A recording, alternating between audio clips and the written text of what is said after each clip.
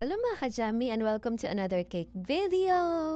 Ayan, as you can see mga kajami, ito po yung inspo ng cake na gagawin ko. Ayan, and meron siyang crown, meron siyang ilaw. Kasi nung nag-inquire sa akin yung client na to, tinanong niya agad sa akin kung talaga bang umiilaw yung aking mga cake. Sabi ko, opo. And then, sabi niya gusto niya may ilaw. And then, yun yung inspo nga. Then gusto niya rainbow. So, yun yung ginawa natin. So, dito, papakita ko muna sa inyo kung paano ko pine-prepare yung crown topper na merong ilaw. Yan, pinalibutan ko lang siya ng dead light or fairy light na nabibili sa Orange app. Mura lang yan, around 6 pesos isa. Tapos maikli lang siya. Enough lang siya para dun sa, dyan sa crown na yan. Yung okay din siya kasi hindi siya masyadong mahaba. Hindi ako nahirapan kung anong gagawin ko dun sa sobra kung sakali. And then, yan, nalagyan ko lang ng stick para yan po yung itutusok sa ating cake topper. Ayan, diba? Testing ko yung ilaw kung gumagana. And then, lagyan naman natin ng veil. Yan, lahat naman ang ginagamit ko is sa Orange app ko lang din nabili.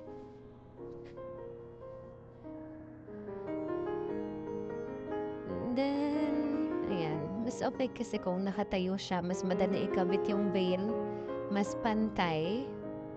And kumuha na nga ako dyan ng scotch tape. Humingi na ako ng tulong sa scotch tape. At yun, meron kayong nakikita isa pang kamay. Dalawang kamay. Ayan, tutulungan ako dyan ni Jowa.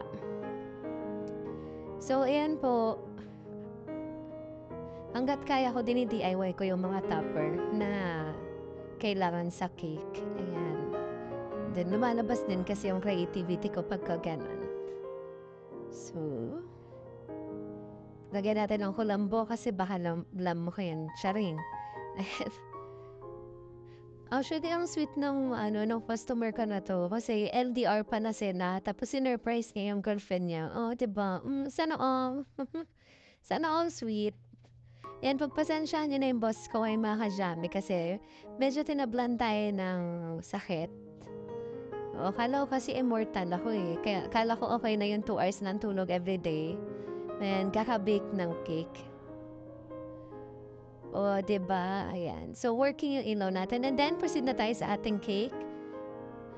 Ayan. Naglagay lang ako dyan ng glucose syrup.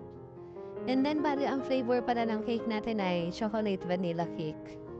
Choco moist and vanilla. And then, ayan. Lagay lang tayo dyan ng frosting ng ating icing and then yung ating chocolate filling. Then, vanilla layer naman.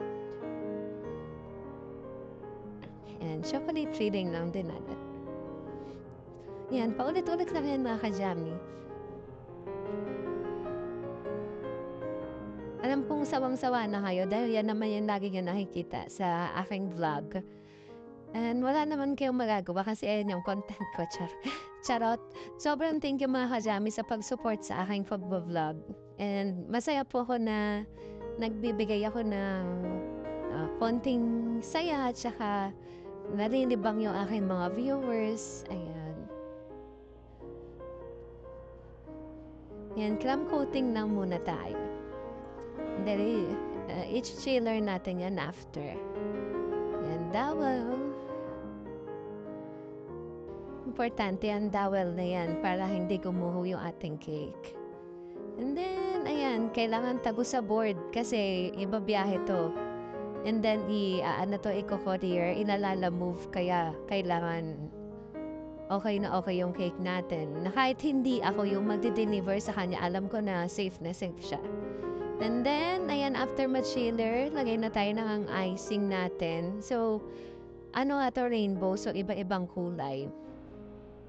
So, ito yung isa sa mga technique na ginagawa ko ngayon. Hindi na ako nagpa-piping bag kasi nasasayangan ako sa piping bag. Trinay ko lang naman kung mag-work siya and nag-work naman siya mga kajami. Diba? Parang ako nagsisemento ng pader, diba? Yan.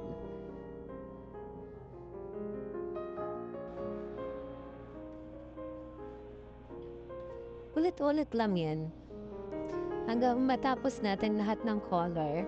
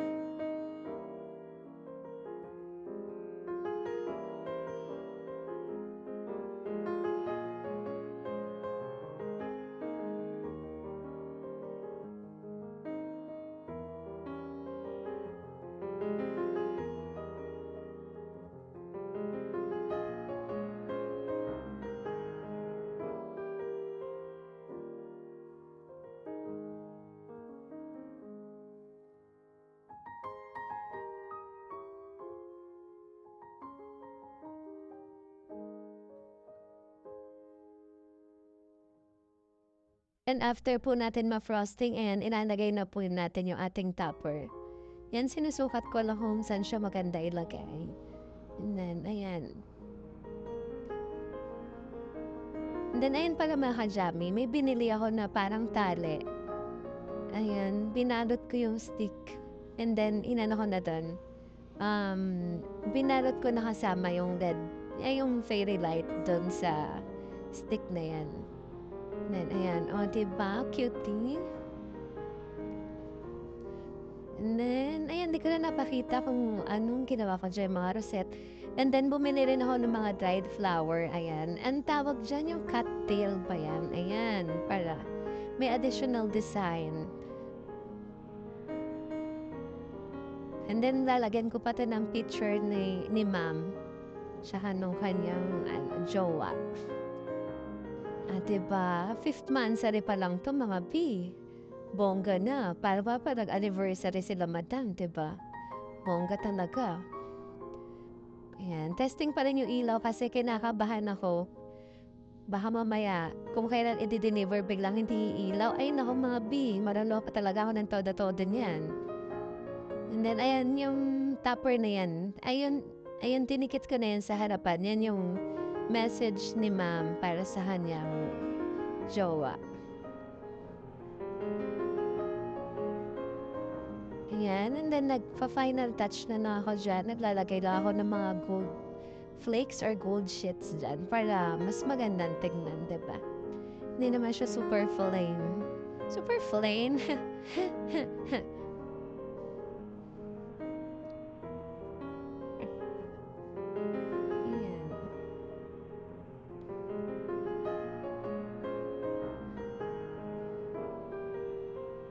And that's it, mga kajami! Ito na po ang final look ng ating cake. Thank you for watching, mga kajami, and please, please, please follow me for more upcoming cake videos. Bye-bye!